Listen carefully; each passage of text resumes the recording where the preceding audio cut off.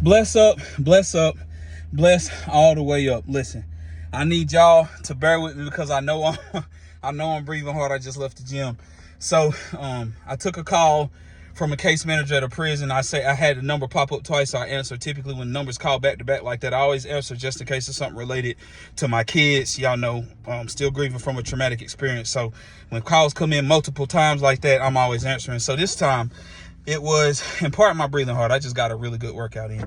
But this time it was a case manager who had called, and we was on the phone, and I told her as soon as we got on the phone, I was like, ma'am, please pardon my heavy breathing because I'm at the gym right now. And then she was like, must be nice to get to go to the gym in the middle of the day. She's just kidding, because this was like one of the nicer case managers who's really trying to support the incarcerated person. But she was like, it must be nice to do that in the middle of the day. And I was like, hold up, don't. And she even said, she was like, I wish I had it like that. I was like, nah, but you might want to retract that statement. And I told her, I was like, I'm the kind of guy I might do this in the middle of the day. But, sometimes I stay up till midnight, making sure all the work is done, all the emails are responded to. You dig what I'm saying? And I keep my MacBook on me just in case something is time sensitive. And with my current role, it's a lot of consulting going on across the state. You dig what I'm saying? With statewide opioid response projects. And so, there's certain things that I can catch up on outside of the regular 9 to 5. But I told her, I was like, before you think this is just having it made, would you be willing to do that? And she was like, oh no, honey, I'm going to bed. She was like, I go to bed early. And I was like, see, that's what I'm saying. So like, I had to break it down for her. And so this video, I'm talking about having autonomy over your schedules and making sure that, you take full advantage of having autonomy over your schedules. And as you leaders are looking to implement programs that avail on people with lived experience, peer support specialists, community health workers, availing them the opportunity to be able to have autonomy over their schedules, you got to make sure that you're having clear communication and have clear expectations about what it is that you need them to do. Because sometimes flexibility can be disruptive. Flexibility can do harm if it's a person that's not used to having flexibility. And so with having autonomy over your schedule, doing that self-care, making meetings and stuff like that in the middle of the day is great. But before you like I say, envy a person that has autonomy over their schedule, you got to ask yourself, like, are you willing to do evening work? Because there's evening work to be done in the work that I do. You dig what I'm saying? Like, there's people you could take to recovery meetings, because a lot of times once they get a job, who taking them to meetings? 12:30s is what people can do. They can take a lunch break or unemployed, you see. But a lot of times peers got to go to evening meetings. So ask yourself, if you want to have that flexibility during the day, are you willing to take a peer, a member is what we call them, are you willing to take them to a recovery meeting in the evening? Are you willing to pick them up for church? You see what I'm saying? Are you willing to set time aside in the evening to do your member check-ins? Are you willing to go scoop them up and get a bite to eat at Kava? Or I love Mod Pizza. You feel me? 828 is great. You dig? Mod Pizza, recovery friendly workplace. Are you willing to use the autonomy of your schedule to make the best of it like that? Or are you a person that feels like your evenings and weekends are sacred?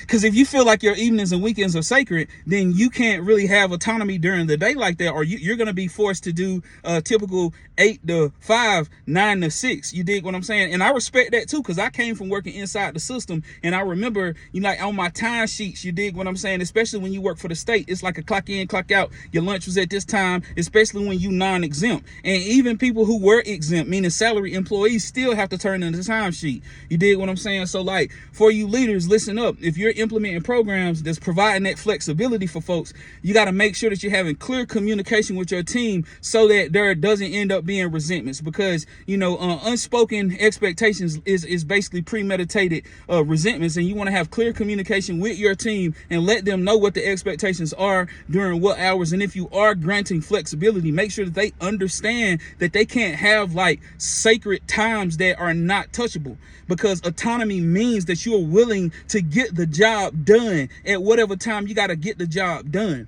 And I'm here for the consulting, here to provide technical assistance for certain projects right now, statewide opioid response projects. But you can holler at your boy Change Agent Cooper if you're looking to implement these types of programs, especially for my people that's following me outside of Western North Carolina and my people that's following me outside of North Carolina, period. If you're looking to consult with your boy to implement programs leveraging lived experience to address stigma, to address mass incarceration, to address access to quality health care resources, quality education and training resources. If you're looking to leverage lived experience to do that work, you can holler at your boy for some consultation, and I will gladly share it with you. You dig what I'm saying? Because it ain't secret sauce, it's special sauce. And I'm gonna keep dropping these gems on y'all, even on my YouTube channel. But I'm here for it, fam, because I want to have an impact on mass incarceration. I want to have an impact on recidivism so that people can stay out with their families and stay connected to their families, because families need them. You dig what I'm saying? For the family unit to be whole, and for us to do something about what's going on with the youth, what's going on in the schools, what's going on in the community. We are going to have to start with families, because once we strengthen families, families strengthen communities, communities strengthen cities, cities strengthen counties, counties strengthens states, states strengthens the country. Let's get it. You dig what I'm saying? But we got to start with making sure the family unit is intact, and what I specialize in is returning citizen affairs. That's why they call me re-entry expert. My name is Change Agent Cooper. I'm not the answer, but I'm for sure the alternative. Bless up.